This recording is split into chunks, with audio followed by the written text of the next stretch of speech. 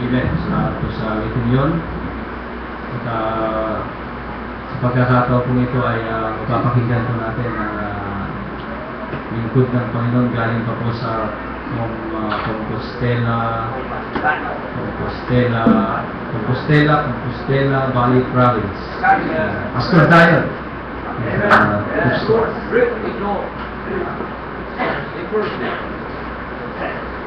Magandang gabi sa lahat. Thank God sa mga mensahe sa Tagalog, no? Message sa mga preaching, lalong-lalo na sa Spiritual Republic.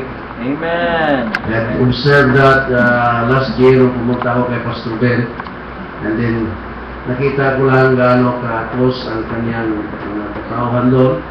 At ngayon narinig ko na rin ang prinsipyo paano gagawin. And thank you, Lord, for bringing me here. And then salamat din sa mga mensahe, mga message and song that really praise our God, His Word, His holiness. Yun po ang Christian music, yung nag-praise ng ating Panginoon. May isang music dito sa ating Pilipinas na tinatanggap ng mga Christian doon sa amin, na Christian song. Yung title doon na God Gives Me You. Sabi na kinakanta ng mga Christian doon, hindi naman Christian song yan eh. Kasi ang Christian song, makikita mo sa Psalms 40 verse 3. Tingnan natin ang qualification of Christian song.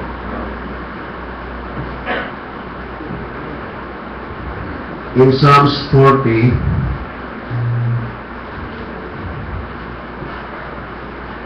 this is not my message. Naano lang ako sa dahil sa napag-usapan ang Christian song. Okay, in Psalms 40, Bible says, I waited patiently for the Lord, and He inclined unto me and heard my cry. He brought me up also out of an horrible pit, out of a miry clay, and set my feet upon a rock, and established my goings. And He put a new song in my mouth, even praise unto our God. Many shall see it and fear, and shall trust in the Lord. Yung kanta po na God give me, hindi po nagpipraise ng Panginoon yun. Yung ay kanta po doon sa tao na kanyang minahal. So it's not a Christian music. Dahil ba may salitang God doon, Christian music na yun? Hindi po. Ang Christian music po ay nagpipraise ng ating Panginoon at ang kanyang ginagawa sa atin. Dahil hindi tayo mag-aaksaya ng panahon because malalim na po ang gabi. Let's open our Bible in the book of John. Alam ko masarap mag-preach. When God told me to preach, una, I refuse. Kasi nung tinanong ko, when God calls me to preach, tinanong ko yung kaibigan ko nung Bible Baptist din doon sa bundok. Sabi ko, magkano bang sinasahod ng iyong pastor? Sabi niya, walang sahod ang pastor namin. Walang sahod. Ano niya pinapakain yung pamilya niya? Sa offering. Kung wala mag-offering, walang kakainin. I turned, bumalik talaga ako agad. Ayoko, Lord. I don't want to preach. I don't want to be a pastor because wala akong ipapakain sa aking mga anak. At God with me. Kinastrise ako ng Panginoon. Sabi ko, bumalik na. Gusto ko bumalik na lang sa mundo. Kung gano'n man ang tawag mo sa akin, papatrabahoin niyo ako na walang sahod. Paano ko mapapakain ng mga anak ko? Paano ko sila mabigyan ng mabuting kinabukasan? So, tumalikod ako, bumalik ako sa mundo. And God chastised me. He gave me isang karamdaman na hindi maayos, hindi talaga makuha ng doktor. Tatlong doktor, malalaking mabibigat na doktor doon sa Davao City. Tatlo na sila ng sa akin, hindi nila makaya sakit ko. And I suffered it for 18 months. From 86 kilos, naging 59 kilos na lang ako. Hanggang sumurrender na ako sa Panginoon. Lord, ayoko, di ko na talaga kaya suwayin kayo. So I preach, I resigned to my work. And then uwi ko doon sa amin, nag-enroll ako sa Bible school. because I feel the calling of God. And then my pastor refused me to enter to Bible school because hindi ko raw nadala yung pamilya ko. Naka-resign ako. Kung paano ba ito, Panginoon? So, nung to make the story short, naka-preach talaga ako. At I never regret sa trabaho na binigay ng Panginoon sa akin.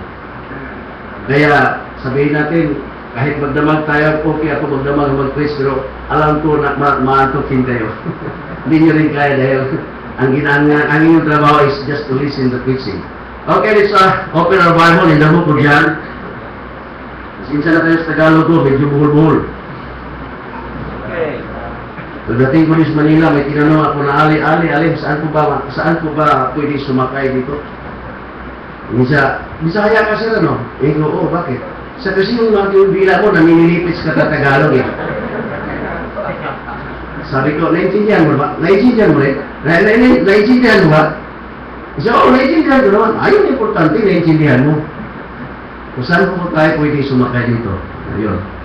So, okay lang mo ba ang bol-bol ng Tagalog? What is important, nagkaintindihan tayo. Amen? Okay, lalo-lalo na sa English. Aantukin talaga, when I was a student, aantukin talaga ako pagdating na sa English na subject. So, kaya, hindi ako marunong nag-English. And then, nung minsan nag-English ako doon sa church ko, after my preaching, sulit talaga English, gumawa talaga ako dahil sabi ko, kinangailangan matuto din tayo ng English dahil alam ko na God will bless me someday. At baka makapunta tayo sa isang lugar na hindi nakakaintindi ng Bisaya. So after my preaching, my people shake my hand, sabi niya, Pastor, ang galing ng preaching mo. Kaya lang, hindi namin naiintindihan. Grabe naman. Magaling daw ang preaching ko, na-bless daw sila, pero hindi nila naiintindihan. So, sulit na lang talaga yung Bisayang i-practice ko doon. So, isang probinsyanong pastor ko, ang napunta sa inyo dito. Probinsyano din kayo dito. Okay, so, let's open our Bible in the book of John.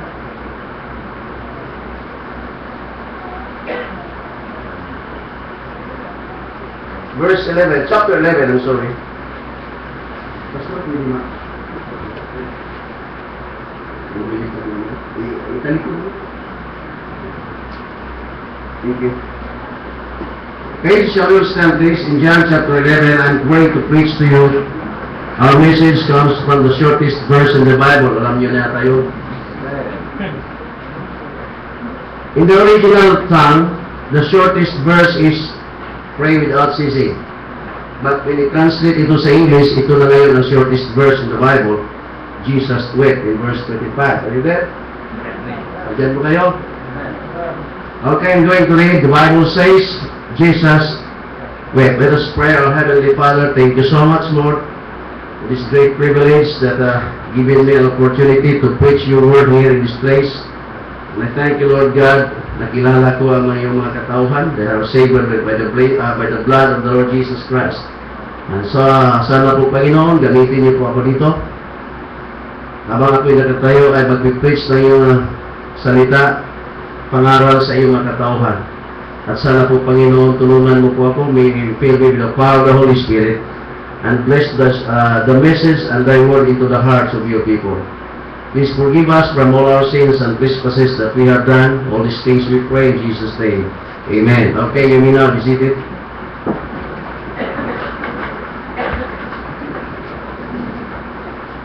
In 1967, I was 9 years old. My father died. It was an accident. Bigla.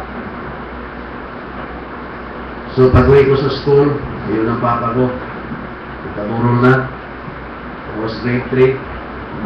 So, inilibing yung papa ko after wala namang balsama doon sa amin. So, inilibing ka agad.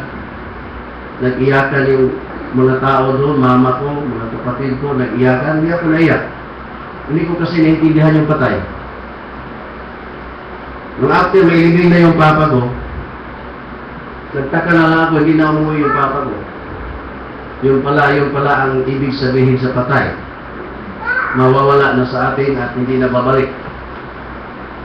1972, yung second brother ko namatay. sinaksak sa mga estudyante sa UF, sinaksak gabi sa mga masasamang tao. At doon ako umiyak ng umiyak dahil alam ko hindi na rin siya babalik, patay na siya. Naintindihan ko na ngayon ang patay.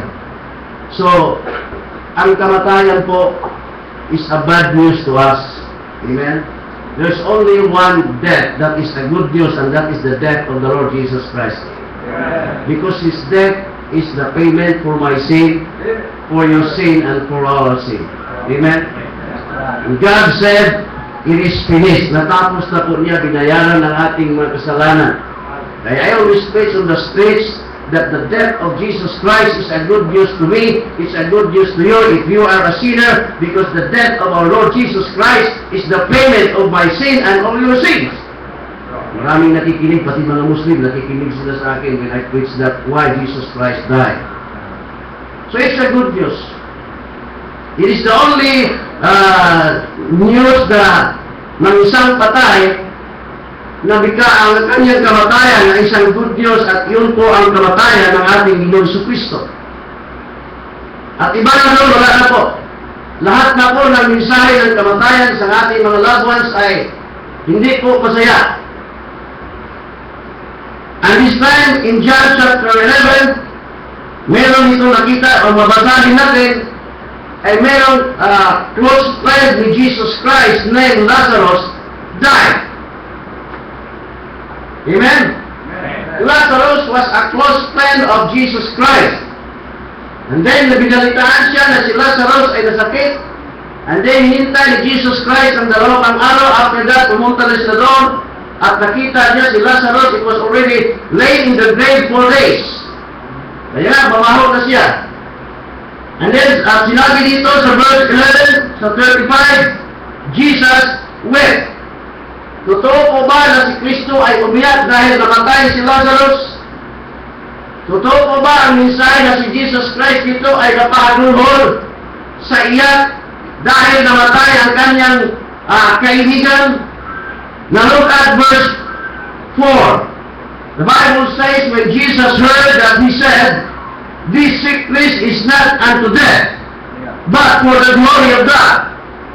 Sabi ni Jesus Christ, itong kamatayan, itong sakit ni Lazarus, ay hindi po sa kanyang kamatayan, kundi this is for the glory of God. At bakit siya umiyak ngayon? If the death of Jesus of Lazarus would be the glory of His Father, bakit po siya umiyak? Parang ang scriptural naman yata sabihin natin, na si Jesus Christ ay umiyak dahil namatay si Lazarus, that makikita natin the purpose of His death is for the glory of His Father and for the glory of the Son of God. Is it really that Jesus Christ wept because Lazarus died? And look at verse 15. Itong pangatlong rason bakit po si Lazarus ay kinakailangan mamatay siya. And I am glad for your sake, sabi doon sa kanyang mga disciples, that I was not dead to the intent that you be believed. So nakita natin mga kapatid, it was a good intention why God made that to Lazarus so that His believer, His disciples may believe the Lord Jesus Christ. So it is unscriptural to say that Jesus Christ wept because Lazarus died. Ano po kaya ang rason dito bakit siya napaiyak? Look at verse 35. When Jesus therefore saw her weeping, Mary, and the Jews also weeping with her, which came with her, He groaned in the spirit and was troubled. Groaned in the spirit, meaning to say, matinding galit. Hindi pala si Jesus Christ umiyak dito dahil namatay si Lazarus, but Jesus Christ napaiyak siya dahil sa matinding galit. Dahil may ginawa ang kanyang mga disciples dito na hindi nagustuhan ni Jesus Christ, at dahil doon, matinding galit po si Jesus Christ at napaiyak siya sa galit. At ngayong gabi, titingnan natin ang ginawa ng kanyang mga disciples, bakit si Jesus Christ ay napaiyak sa galit. Number 1, because of the wrong fear of His disciples. Dahil po sa mali, ano ba yung fear sa Tagalog? Takot. Dahil po sa maling takot nila kay Jesus Christ. Look at verse 6. Sabi po dito, in verse 1, Now a certain man was sick named Lazarus of Bethany, the town of Mary and her sister Martha.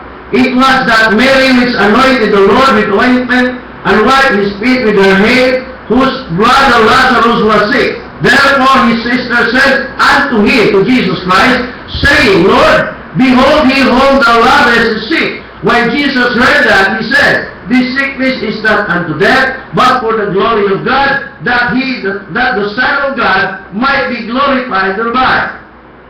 Now Jesus loved Martha and her sister and Lazarus. When he had heard therefore that he was sick, he abode 2 days, still in the same place where he was. Then after that saith he to his disciples, Let us go into Judea again. His disciples say unto him, Master, the Jews of late sought to stone thee, and goest thou thither again? Jesus answered, Are there not 12 hours in a day? If any man walk in the day, he standeth not, because he seeth the light of this world. But if a man walk in the night, he standeth, because there is no light in him. These things said he, and after that he saith unto them, Our friend Lazarus sleepeth, but I go that I may awake him out of sleep. Sabi ni Jesus Christ, pupunta na tayo doon, puntahan natin si Lazarus. Dahil nagkasakit daw si Lazarus. Master, pupunta tayo doon? Hindi mo ba nakalimutan ni Master na ang mga tao doon ang gusto nilang batuin tayo, gusto nilang patayin tayo, pupunta tayo doon? At sabi ni Jesus Christ, unang tao ay nagtatrabaho sa araw, walang panahon na mastambol siya. So, makita natin dito mga kapatid. In chapter 2 in the book of John, nakita ng mga disciples ang power ni Jesus Christ when He turned the water into wine. Is that right? Nakita nila ang power ni Jesus Christ. Nakita nila ang pagkatao ni Jesus Christ. In chapter 6, nakita nila paano pinakain ni Jesus Christ ang 5,000 men out of those, paano ba yun? 5 isda at 2 tinapay na yun. Nakita nila yun. But sinabi ni Jesus, puntahan naman tayo, tulungan natin sila sa Luzon. But His disciples failed not to go because natakot po silang mamatay. At yun ang nakapagaling kay Jesus Christ. After they have seen the miracles, everything ipinakita na ni Jesus Christ, takot pa rin silang gumawa sa gawain ng Panginoon. Alam mo kasi mga kapatid, kung saan kayo natatakot, doon ka magsasubmit kasi. Kung takot kang mamatay, takot ka rin mabuhay. Hindi po ba? Hindi po ba? Lalo-lalo na yung mga magagandang lalaki, takot mamatayan. Kung saan ka natatakot, doon ka kasi magsasubmit. Kung takot ka sa aswang, takot ka rin mautusan sa gabi. Hindi po ba? And it is a wrong kind of fear.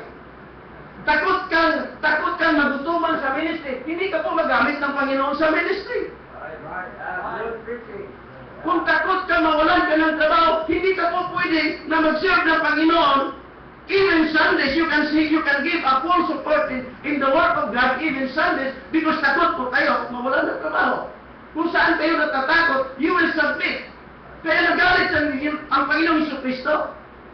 It's a wrong kind of fear. Dapat sa Kanya sila magalit. Dapat kay Jesus sila matakot, sa Panginoon sila matakot, dahil nakita naman nila ang lahat ng mga miracles.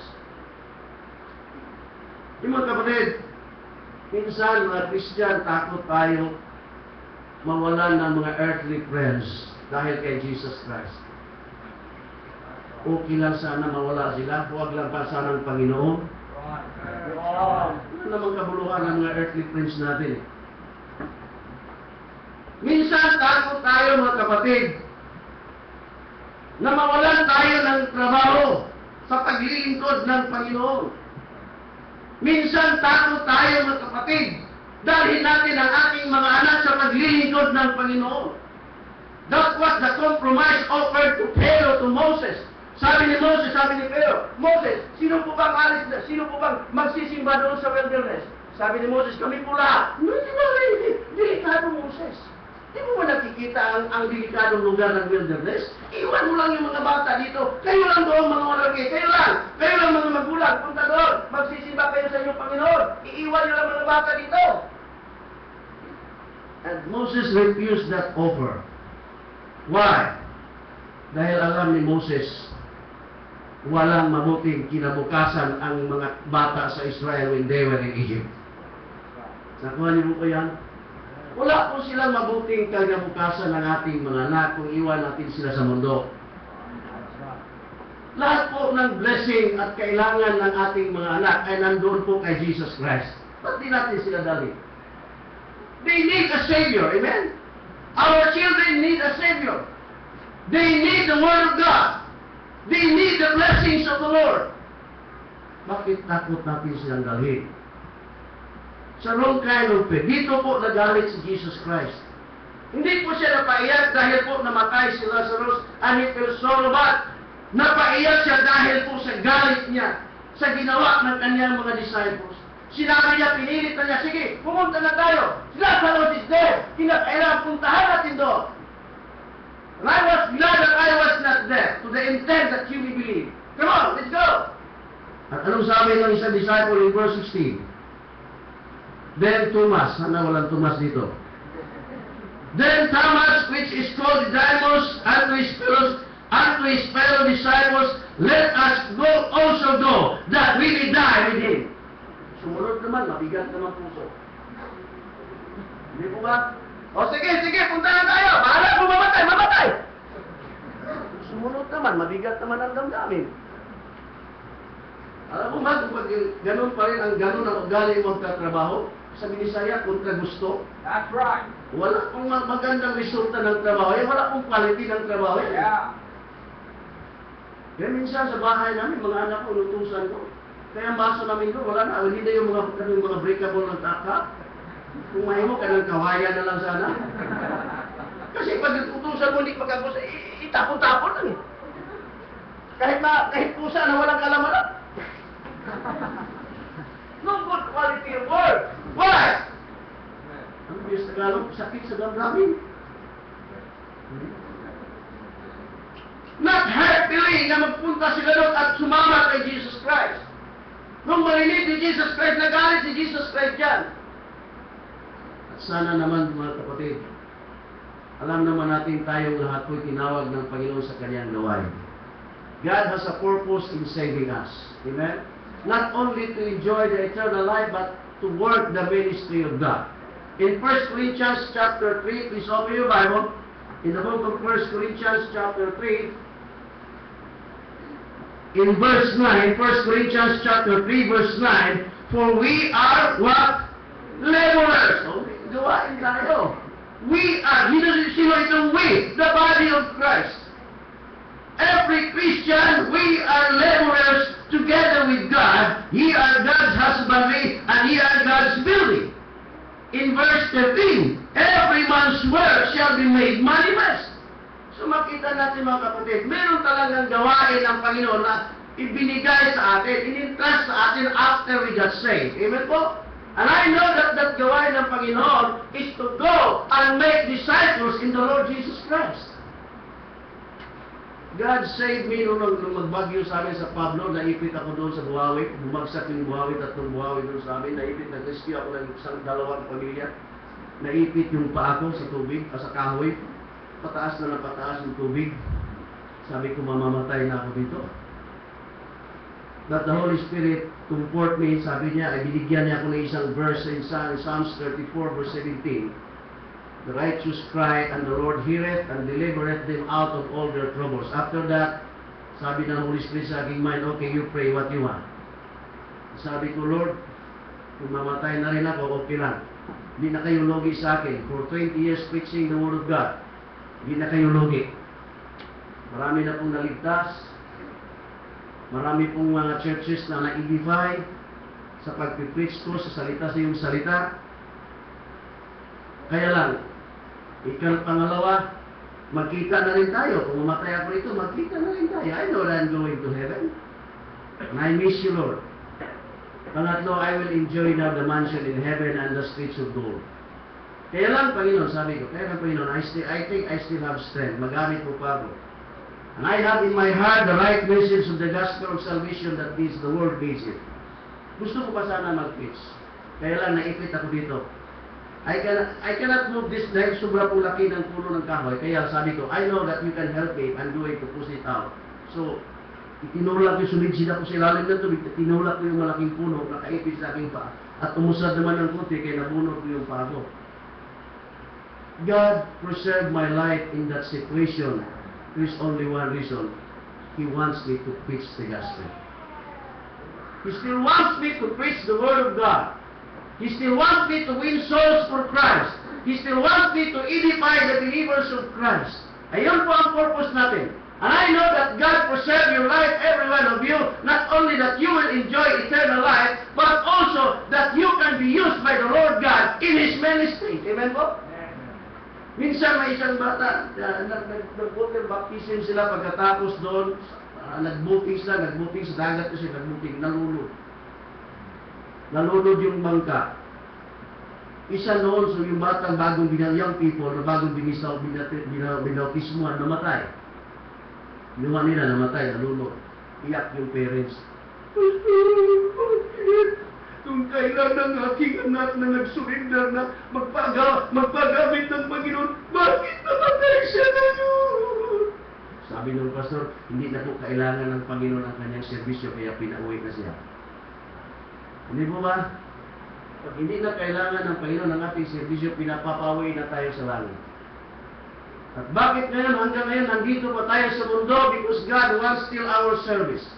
There is a work na binigay ng Panginoon sa atin, at that work is the ministry of reconciliation, for the perfecting of the saints, for the work of the ministry, and for the edifying of the body of Christ. That's the work that God has entrusted to us. At gusto ng Panginoon na gawin natin ito. Na sana po gawin natin ito because we love the Lord Jesus Christ. Amen? Because if you do not love the Lord Jesus Christ, you will not love His Word, and you will not love the lost sinner. Kinagalit ng Panginoon. Sumang-ayon naman, sige na, punta tayo. Alat mga matay. Patay kung patay, sige, punta na tayo. Sana naman mga kapatid, intindihan naman natin, the church, God built the church in order to bring the message from the cross to the world. Ito po ang dahilan bakit po Jesus Christ built the church. That this church will be the one to bring the message from the cross to the world. Amen po? Amen po? That's the work. At yun po ang gusto ng Panginoon na gagawin natin. Salamat dito, meron kayo nag-street preaching kayo at ang kapatid natin ay parang makulong na yata. Bakit? Because that's the work. Amen po? Bakit ginagawa natin yan? Because we understand that's the work of the Lord Jesus Christ na iniwan niya sa atin. Amen? Para hindi kayo mag-ina, matagal ako dito.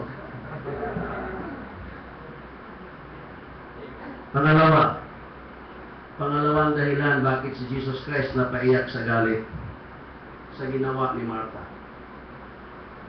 Ang ginawa ni Martha po ay in verse 20. Di niya matanggap ang ginawa ng Panginoon kay Lazarus. In verse 20, then Martha, as soon as she heard that Jesus was coming, went and met him, but Mary sat still in the house. Then said Martha unto Jesus, Lord, if thou hast been here, my brother hath not died. Nung marinig niya na nabalita niya si Jesus Christ is coming, sinalubong niya at sinabi niya, Lord, kung nandito ka lang sana, hindi mamamatay ang aking kapatid. Siya na ngayon ang sinisi sa nangyari. Yun. At karamihan po sa atin. Merong minsan may ginagawa ng Panginoon natin na hindi natin nagustuhan at sinisisi natin ang Panginoon. Para ba mas marunong pa tayo sa Panginoon? Lord, if you nandito ka lang sana, hindi mamamatay ang aking kapatid. I know that even now, whatsoever thou wilt ask of God, God will give it. O, alam pala niya. And Jesus said unto her, Thy brother shall rise again. Martha saith unto him, I know that he shall rise again in the resurrection at the last day. Jesus said unto her, I am the resurrection and the life. He that believeth in me, though he were dead, yet shall he live. And whosoever liveth and believeth in me shall never die. Believest thou this? Saith unto him, Yea, Lord, I believe that thou art the Christ, the Son of God, which should come into the world. And when she had so said, and when she had so said, she what? Went in God's way.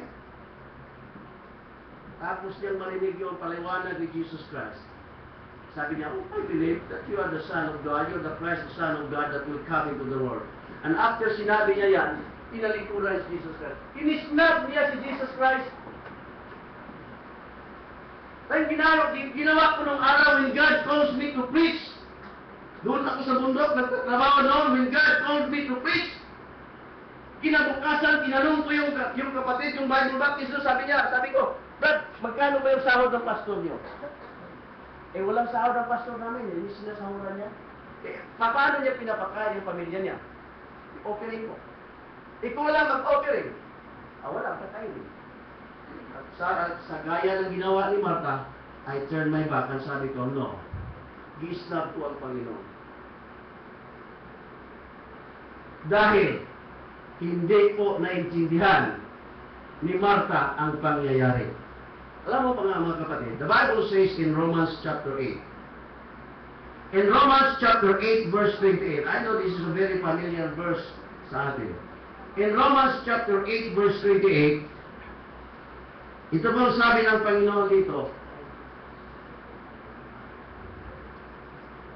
And we know, I read, and we know that some things work together. Is it some things? All things. Ano ba yung all sa Tagalog? Lahat-lahat. Lahat-lahat. Sabi ng Panginoon. Sabi ng Biblia dito. And we know that all things work together for good. To them that love God. Number one, to them that love God. Pangalawa, to them who are called according to His purpose. The purpose for whom He did foreknow, He also did predestinate to be conformed to the image of His Son. Sabi ng Panginoon dito, lahat po ng gagawin ang mangyayari sa atin, lahat po yan ay kagustuhan ng Panginoon sa atin. Doon lang po sa mga Christian that love the Lord. Do you love the Lord here? Mahal po ba natin ang Panginoon dito? May gagawin ang Panginoon na hindi nyo magugustuhan. Because minahal niyo ang Panginoon. Kaya dito, minahal niyo ang Panginoon dito? Praise the Lord. May gagawin ang Panginoon sa inyo na hindi nyo maintindihan. And God said, that's a good purpose. Sabi niya dito, for whom He did foreknow, He also did predestinate to be conformed to the image of His Son. Ang gagawin ng Panginoon ay para ang ating sarili that will conform to the image of His Son. Ano po ba ang image ng Panginoong Jesucristo? In Philippians chapter 2, His servant heart, His humility, and His obedience even in the death of the cross. That's the image na pinakita ng Panginoon sa atin dito na gusto ng Panginoon para magamit tayo sa Kanyang gawain. He will do everything that our life will be conformed to the image of His Son, our servant heart, our humility, and our obedience to the Lord. Gagawin po niya yan. Pangalawa, that He might be the firstborn among many brethren. Ano po yung firstborn sa Tagalog? Can you help me? Ano yung firstborn sa Tagalog? Panganay. Panganay. Gusto ng Panginoon na maging panganay ka sa lahat ng Kanyang mga katauhan. Imposible naman kung sabihin, Uy, bunso, patainin mo yung kapatid mong matanda mamaya, ha? Kung kayo po ang mga magulang at aalis kayo, may lalakarin kayo, saan niyo po ipilit, ihabilin ang gawain sa bahay? Sa bunso? Hindi naman po siguro doon sa matanda, amen? Amen po? Doon po ibili. Ano ba yan? Doon po iwanan ang trabaho doon sa nakakatandang kapatid. Hindi po pwede, bunso, magsahin ka para pakainin mong matanda mong kapatid. Imposible yun. Hindi po ba? Doon po iwanan ang trabaho, ang gawain doon sa nakakatandang kapatid. At alam natin mga kapatid na si Jesus Christ ay may gawain siya kinumpisahan dito at iniwan niya sa ating mga Christian, sa body of Christ. At hindi po magampanan yan hanggat hindi kayo maging matured Christian. Kaya magagawin ng Panginoon sa Kristo ang lahat so that we will become a matured Christian. Ano po kaya gagawin ng Panginoon? Tingnan natin sa Psalms, Isaiah chapter 43. Isaiah chapter 43. Nandiyan na po ba kayo? Isaiah chapter 43, But now thus saith the Lord that created thee, O Jacob, and he that formed thee, O Israel. Ngayon, may gagawin ang Panginoon kay Jacob. Alam naman natin ang pangalan dito, supplanter, mandaraya. At ayaw ng Panginoon, ang kanyang prinsipe ay mandaraya. Amen po? Ayaw ng Panginoon, ang kanyang mga tauhan ay mandaraya. Kaya I'm going to form thee, Jacob, into Israel, the Prince of God. Huwag ka lang matakot, sabi ng Panginoon. Don't be afraid. Fear not. For I have redeemed thee. I have called thee by thy name. Thou art mine. In verse 2, when thou passest through the what? Waters. Waters for there speaks of the trial, the deepness of the trial. The deepness of the problem that God gives to Jacob, and not only to Jacob, to all the Christian that love the Lord, and to all the Christian that has been called according to His purpose. Bibigyan tayo ng mga trials ng Panginoon na minsan hindi na natin maintindihan. Have you experienced that? Brad, kumusta yung mga problema mo? Oh, okay lang po, Pastor. Very manageable by the grace of God. Mababaw lang ang problema yun. Palalim ng palalim, araw-araw ang problema. Kinabukasan, pagkalinggo, di na nakapagsimba. Pinalaw ng Pastor, Brad, ba't di ka nakapagsimba? Kumusta ang problema? Wala na, hindi na makainit. Ito na lang pinagagalaw-galaw. Hindi niya na naintindihan ang problema. Hindi na niya naintindihan ang trials. At sabi ng Panginoon, no, Jacob, don't worry. I'm just forming your life. Even if you will pass on the waters, I will be with you. Sasamahan kita eh. Hindi po ba? Hindi po ba sabi ng Panginoon, and lo, I am with you always, even unto the end of the world? Amen po? Hindi lang po sa gawain, kundi even in our trials in the life, God is there. Kahit hindi na muna po naintindihan ang inyong mga trials sa iyong buhay, ang mga nangyayari sa ating buhay, just trust the Lord. He is just flowing your life. Yep. Because hindi po niya pwede ihabilin ang kanyang gawain sa mga bata. Hindi niya po pwede ihabilin yung mga gawain niya sa mga Christian who has not a servant heart. Hindi po niya pwede ipagkatiwala ang kanyang gawain sa mga Christian who are disobedient. Hindi po niya pwede ihabilin, ipagkatiwala ang kanyang gawain sa mga Christian that are not humble. God is forming our lives that we will become the image of His Son, His humility, and a servant heart, and obedient even to the death of others. Doon siya nagalit. Kay Tomas, sabi niya, sige, mamatay tayo. Pangalawa, when thou passest through the waters, I will be with thee, and through the, what? Are you given underline? Waters speaks of the deepness of the trial, and the rivers speaks of the impact. Yung river po, ang delikado sa river, hindi yung deepness, yung impact. Ang bulong sa Tagalog, kasi di sana, bulong sa bulong, sa Tagalog ba? Bulong? Current, ano ba yan? Agos, yun ang delikado sa river. Yung magmula doon sa amin, sa Pablo at Agaton, malaki ng ang taas ng tubig. Hanggang dito ko lang ang tubig. Kaya ko yun. Kung hindi lang, wala lang yung Agos, kaya kong lakarin yun. Karga ko yung mga pamilya ko, karga, isa-isa ko silang kinarga dito sa likod, inilikas ko sa matataas na lugar. At nahirapan ako, hanggang dito yung tubig, nahirapan ako itawid yung pamilya ko, ikarga ko isa-isa sila, itawid sa tubig, dahil po sa malaking Agos. Kasi yung pang tubig, pag ma-slide ka doon sa river, sa Agos, hindi ka na makatbangon. Doon ka na pupulutin doon sa malalim na tubig sa saka. Ano yung bida? Minsan may mga trials na ang sakit. Ang lakas ng impact. Mahirap na tayong humarap sa tao. But God said, don't worry. Hindi ka malulunod yan. Hindi kayo malulunod. Pangatlo dito is fire. Tatlo po dito. Waters, rivers, and fire. When thou walkest through the fire, thou shalt not be burned, neither shall the flame kindle upon thee.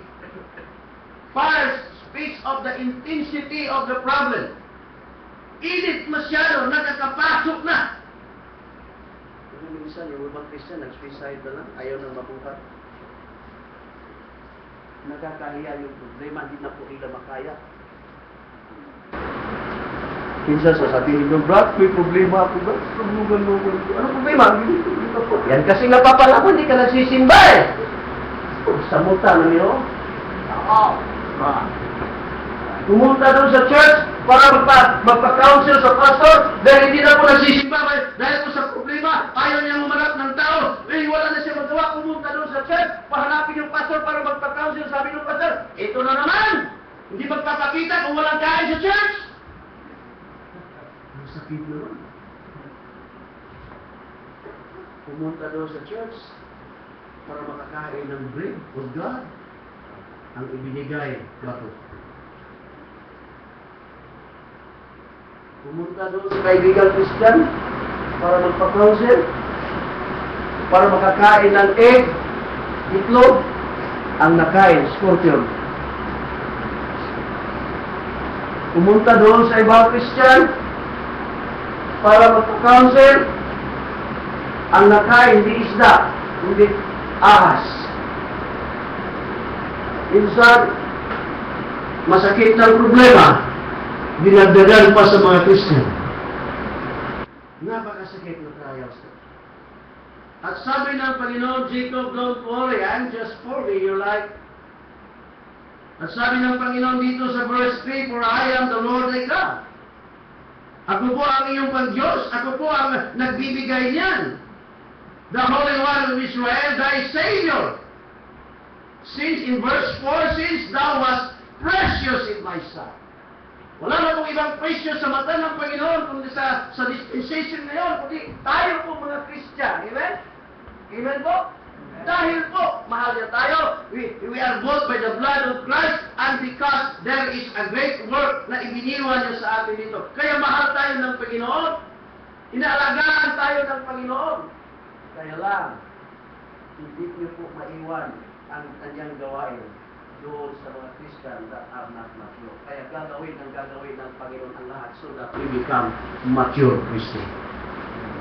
Kaya sabi ng Romans chapter 8 verse 28, for all things, for we know that all things, what are those all things? The waters, the rivers, and the fires, all things work together for good to them that love God.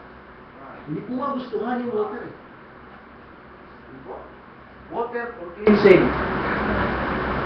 River, i-wash out yung mga attitude natin na hindi ka nice, i-wash out yan. Pag hindi pa madama yan, gagamitin ng Panginoon ang kalayo. Kaya every time may mga problems ng hari, mga pagsulay, trials sa ating life, huwag yung istab ang Panginoon. Ba? Sabihin niyo, Panginoon, ano po ba ang mga attitude na gagaalisin ko ito? Because the purpose of God's trial is just to form us that we will become the image of His Son. And we become the firstborn among our brethren. Dahil po sa gawain ng Panginoon na kanyang iniwan dito. Amen po ba? Amen po ba? Inaantok na ba kayo? Ako, pawis na pawis ako dito eh. Baka hindi niyo ako pasakay sa bus pag-uwi, ha? All things work together. Yun po. The deepness of the trial minsan. Hindi mo na maintindihan bakit Panginoon saan ako nagkamali. Like Job. Si Job sabi niya, Lord, nasaan ka ba? If I know where are you, pupuntahan kita at uupo ako at we will argue bakit ako nagkaganito. Yun ang kay Job. Hindi niya naiintindihan. Kung sabihin siya pa, Lord, hindi pagsulay, pamatay naman eh. Oh, natawa yung mga Bisaya. Kaya na lang mag-explain doon. You're running out of time. Hindi naiintindihan, no? Dahil sabi niyo, wala naman akong ginagawa masama. Saan ako nagkulang sa Panginoon? Wala naman akong nagawa masama. Bakit nagkaganito ako? Hindi naiintindihan ni Job yan. Doon na lang niya naiintindihan after the trial.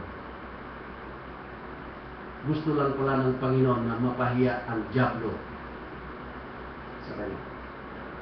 Gusto lang naman pala ng Panginoon na Job will be strengthened in his faith.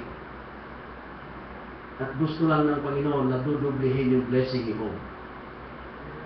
But he will undergo the trial.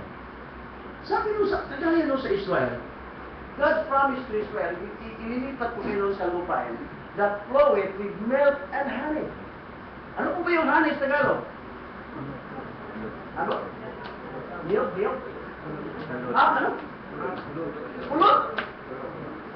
Pulot? O honey. Pupunta, ililipat ko kayo sa lupain, sa land, which floweth with milk and honey, and that is gone. Pero pagdating nila doon nakita, they have tasted the sample of the land, the fruit of the land, natistingan nila, nakain nila, but they murmur. Why? Because, sabi nila, mayroon pa ng mga higante doon, kakainin lang tayo nila eh. Di nila naiintindihan na kapag kumuha ka ng honey, makakagat ka ng mga bubuyo. Kakagatin ka muna bago mo matikman ang tamis ng honey, amen? You will want blessing, but pagkatapos ayaw natin ng trials for maturity. Are you listening? We want blessing. We want to have our children have a good future in the Lord, but we don't want to be beaten by the big bubuyo. Ayaw natin ng trials.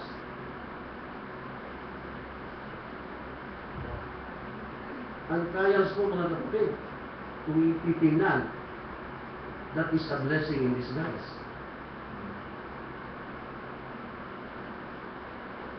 God has a purpose. When God called Joseph in the book of Genesis, that someday God has a plan for him that he will become a man in authority. Hindi po sinabi ng Panginoon kay Joseph, God just gave Joseph in a dream that one of these days he will become a man in authority, that even his father, his mother, and his brethren will bow unto him.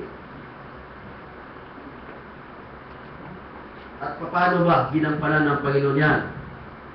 Una, itinapon siya sa balon na walang tubig. God trained Joseph to live by faith. Yung pinaka-importante po. Itinapon siya sa balon na walang tubig. Pag itinapon ka doon sa balon na walang tubig, yung balon doon sa wilderness, mas malalim pa doon sa balon ni tatay. Mas malalim pa doon, pastor, yung balon ng wilderness. Pagkatapos matapon ka doon, walang tubig. Ikaw si Joseph, mawawalan ka ng pag-asa. Wala na ako dito. Kasi yung mga tao doon sa wilderness, yung nagpapainong nag-alaga ng mga tupa, alam na alam nila saan yung balon na walang tubig at saan yung balon na mayroong tubig. Kaya if you are the shepherd, doon mo dadalhin yung mga tupa mo doon sa balon na mayroong tubig. Walang tubig yan, wala kang makukuha tubig yan. Nandun si Joseph. Kaya if you are Joseph, you will lost your hope. So, paano ba ito maging man of authority pagkat mamamatay ako dito? At wala nang ginawa Joseph but to trust God in his life. Kinuha naman siya na makita ng Panginoon na si Joseph ay natuto na manampalataya ng Panginoon. Kinuha naman siya pa doon. And Joseph trained him to have a servant heart. Dinala doon sa Egypt. Pinagbili doon sa market. Being a servant. Ayun, alam mo, Panginoon, alam mo yung mga kapatid. Kung yun, pag nandun ka, pag maging servant ka, bubutasan yung tinga mo dito. Bubutasan. Showing that you are a servant.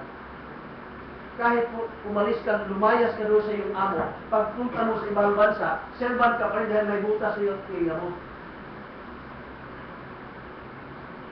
At if you can imagine, you are Joseph, the son of the Prince of God, pagkatapos ganun ang sitwasyon niyo, you are a servant. Pero kailangan po yun. Kailangan po ng Panginoon that when Joseph will be a man of authority, he has a servant heart. Pagkatapos doon, ano? Detempt siya.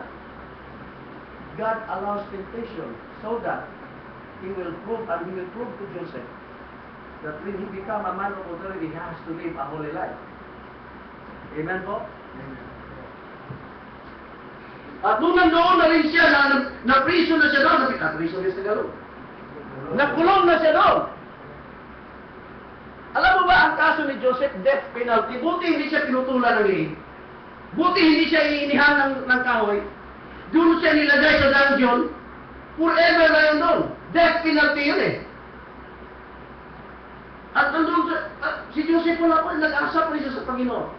Minsan may araw na, may dalawang chief butler at chief baker pero na nakulong doon. Pagkatapos nag-dream sila, nag-dream, they cannot interpret, and Joseph interpret the dream. Sabi niya, let us just make the story short. Hihina niya yung chief butler, chief baker, ikaw, yung tatlong basket na kinain ng mga ibon, 3 araw, pagmula o 3 araw ngayon, mula ngayon, ihang yung hiling mo doon. Papatayin ka, kakain yung mga alaman mo sa ibon. Ikaw, ano ba yung dream mo? Ano yung dream mo? Itong dream, tatlong branches na punong-puno ng ubas, pagkatapos pinipiga ko. Yun ito, 3 araw mula ngayon, you will be restored in your office to be a Pharaoh's butler. Brad, pagdating mo doon, huwag mo kong kalimutan na. Uy, sige, kaibigan tayo. Huwag mo kong kalimutan. And after 3 days, kinuha na ngayon. Kinuha na yung baker. Pagkatapos, hinaan doon. At yung butler, kinuha sa dungeon. Itinaas, ibinalik ko sa pwesto. And I could imagine, sabi ni Joseph, Brad, huwag mo kong kalimutan, na. Sabihin mo sa hari, mayroong Hebrew doon na nakulong na walang kasalanan. You are the son of a prince. Huwag mong kalimutan, Brad. Sinabi naman si Butler, hindi kita makakalimutan. Huwag kumala, relax ka lang dyan. And the Bible says in Genesis chapter 40 verse 23, and the chief butler forgot Joseph. God trained Joseph that he will trust the promises of God, not in man. And after that, what happened? After 13 years, natapos na rin ang trials. Kinuha si Joseph ng Panginoon doon sa dungeon at naging second man of Egypt. He's now become a man of authority. Kinuha yung mga kapatid niya, dinala doon sa Egypt. Namatay yung papa nila, yung mga kapatid na takot sa kanya dahil sa kanilang ginagawa, pumunta kay Joseph ang naghingi ng paumanhin. Anong sabi ni Joseph? In Genesis chapter 50 verse 20, please open your Bible. Anong response ni Joseph? In Genesis chapter 50 verse 20.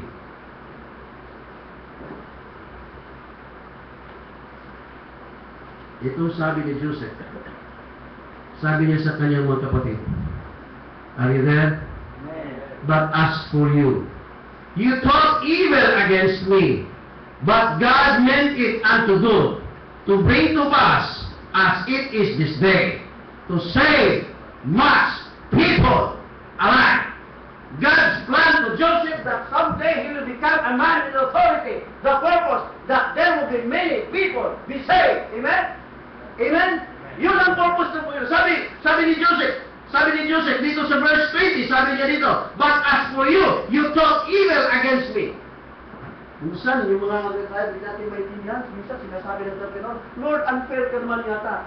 Yes, we can say that that God is evil. We can have a thought evil in our God, but God meant it good unto us. that we become a servant of the Lord Jesus Christ, that there will be many souls will be saved. Amen? Amen? I know maraming mga trials na hindi ito magkaganito ang church ito na hindi dumaan ang trials. And I know doon sa Lipa, Batangas, hindi magkaganon ang church doon na hindi dumaan ang trials. And even sa Taguig, sa Sola Scripture. Sola Scripture? Scriptura. Sa Compostela din, hindi kami nagkaganon kung hindi namin dinaan yung katakot-takot na mga trials in life. Ginawa ng Panginoon yung just the purpose that maraming maging matured na Christian doon so that there will be many people be saved. Kaya nung ginawa ng Panginoon sa kay Lazarus, hindi po matanggap ni Martha. Galit na galit si Martha at inislap niya ang Panginoon. Doon siya nagalit. Hindi po siya umiyak dahil po namatay si Lazarus. Napaiyak siya sa galit dahil po inislap siya ni Martha. In spite of the fact na in-explain na niya ang dahilan, pagkatapos inisnap pa rin siya na Martha. Doon po nagalit si Jesus Christ at napaiyak siya sa galit. Hindi po siya napaiyak dahil po namatay si Lazarus. Napaiyak siya because he was snubbed by his disciples. Sana po naman huwag mangyari sa atin dito. Pangatlong rason. Bakit siya napaiyak? Dahil sa ginawa ni Mary. In verse 20. In John chapter 11, verse 20. Then Martha, as soon as he heard that Jesus was coming, went and met him. But Mary sat still in the house. Alam mo naman si Mary, tuwang-tuwa siya na makita niya si Jesus Christ. In Luke chapter 10, when Martha received Jesus Christ in her house, after receiving Jesus Christ in her house, Mary sat at Jesus' feet, nakinig sa salita ng Panginoon. He was discipled by the Lord Jesus Christ. Marami po siyang naituro, si Jesus Christ po, marami po siyang naituro kay Mary. At every time makita niya si Jesus Christ, malaman na marinig lang niya na si Jesus Christ is coming, tumatakbo si Mary at sinasalubong niya si Jesus Christ dahil mahal niya si Jesus Christ, na-miss niya si Jesus Christ. But nung namatay ang kanyang kapatid, anong ginawa ni Mary? Nang malaman niya nandun si Jesus Christ, hindi na lang siya ulit. He's still sitting in his house, in her house. Lack of eagerness of the work. Lack of eagerness in following Jesus Christ. Nawala na siya ng gana na sumunod kay Jesus Christ. Nawala na siya ng gana makita si Jesus Christ. Dahil po, hindi nila nagustuhan ang nangyari sa kanyang kapatid. Wala na po Christian na wala po Christian na like trials. Nahibig ba? Umibig sa mga pagsulay, mga trials. I know that nobody here prays, Lord, give me trials, like a river, like a fire, like a water. I know that nobody Christian prays for that. Dahil masakit po yan.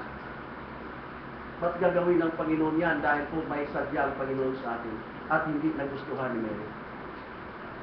Nawala yung eagerness niya na makita si Jesus Christ. Pag mawalan ka na ng eagerness to follow the Lord Jesus Christ, mawalan ka rin ng eagerness na sa doctrine of rapture. Amen po? Nawalan po siya ng eagerness. And in verse 32, pinuntahan niya si Jesus Christ.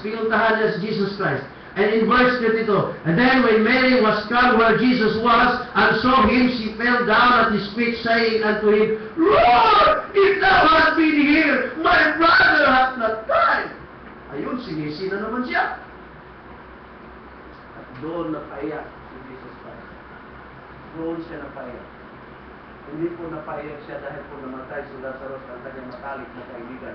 But Jesus Christ po, dahil po sa ginawa ng kanyang mga disciples, ayaw sumunod sa kanya. Ayaw nilang tanggapin ang ginawa ng Panginoon sa kanila. At nawala ng gana si Mary na sumunod kay Jesus Christ. Sana naman po hindi mangyari sa atin dito. When Jesus Christ during His earthly ministry, napaiyak siya at pinaiyak siya sa kanyang mga disciples. I pray na sana po hindi mangyari dito sa andaan. Huwag na natin paiyakin pa ating Panginoon. Sundin natin siya.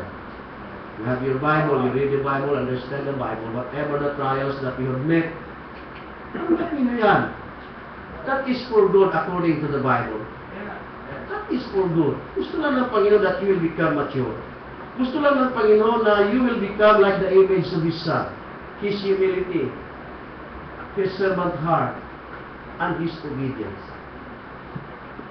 Sana po, let us pray one another na dito po ay hindi niyo po bigyan ng papaiyakin ng ating Panginoon sa Sola Scriptura, sa Lipa, Batangas at sa Compostela. Let us pray one another. We are here. God's purpose for our life is to do His ministry. Dahil wala po, hindi po niya ipagkatiwala ito sa Mormons. Hindi po niya kaya ipagkatiwala ang ministry niya sa mga Roman Catholics. Sa body of Christ na po. At dahil po hindi po niya, nakita po niya hindi po mapagkatiwalaan ang body of Christ, ang mga Christian, kung hindi po sila mature, kaya gagawin ng Panginoon ng lahat para po tayo na maging mature Christian so that we can handle the ministry of God. Sana po, let us pray one another. Good evening. Amen. Glory to God. Maraming salamat po. Let's bow down our heads. One thing we should realize that God is a person. Hindi po siya robot. Meron din po pakiramdam ang ating Panginoon. Praise God. More than 2,000 years ago, or 2,000 years ago, He had an agony on the Garden of Gethsemane for you and for me. Sana sa pagkakataong ito that tayo ay naligtas. Sana ay desire po natin is to please Him. Mapasaya po natin siya sa ating buhay.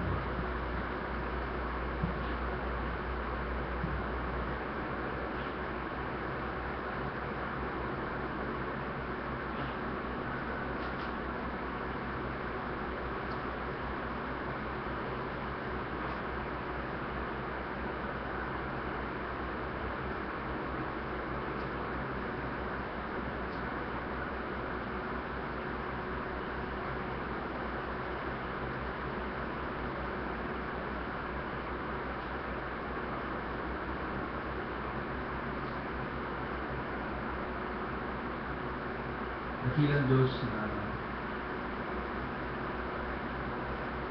mauin puno po ng biyaya. Salamat Panginoon sa mga pusalang ng buhay. Now we know na kami po na naligtas. Kaya wala pong ibang sana ang gagawin sa issue. Knowing that you are a holy God, according to Psalm chapter 5, wala po kayong pleasure ng wickedness. Sana enough na po ang yung agony na yung naranasan to drink that cup dapat ay para sa amin. Yung hindi pong kasanin na yung pong kasalanan. Thank you Lord for bearing the grief na dapat sa amin, sorrow na dapat ay para sa amin. It's true na one of the things na hindi ko kayo matutuwahan unbelief. Yung hindi paniniwala, hindi pagtitiwala sa iyo. Lahat ay ginawa mo sa amin ng yan. Sometimes nagpupulang kami ng pagtitiwala. It's true according to Hebrews chapter 11. It is impossible without faith. It is impossible to please you. I pray Lord na patuloy mo kami strengthen. Help us to be rooted and grounded sa inyo ng aming kung pananampalataya ay Panginoon. In every decision, in every situation, in every trouble that we have. Sana, Panginoon, ay magtiwala ka kami sa iyo. At maging obedient kami sa iyo, Panginoon. At na maging desire ko ng bawat puso ko namin ay pagpapurihan ng Panginoon. Thank you, Lord, for using the rainbows, Pastor Dayo, sa gabing ito. Please, Lord, tuloy mo po sila gamitin, tuloy mo po gawain your families, tuloy mo po yung bless. Ilahin po, Panginoon, tuloy po nilang may demonstrate ang iyong pagbiyay sa kanilang pagbulan. Dalangin ko po ang patuloy na pagtuturo niyo po sa kanila, mag-iarban mo sila ng utterance, patuloy na rich souls sa pamagitan po nila, Panginoon. At salamat po, Panginoon, sa maghapon, sa gabi nito na mag-sustain niyo po sa bawat isa, thank you for the strength, physical strength, na binigyan niyo po sa amin. At sana, Panginoon, ay help us to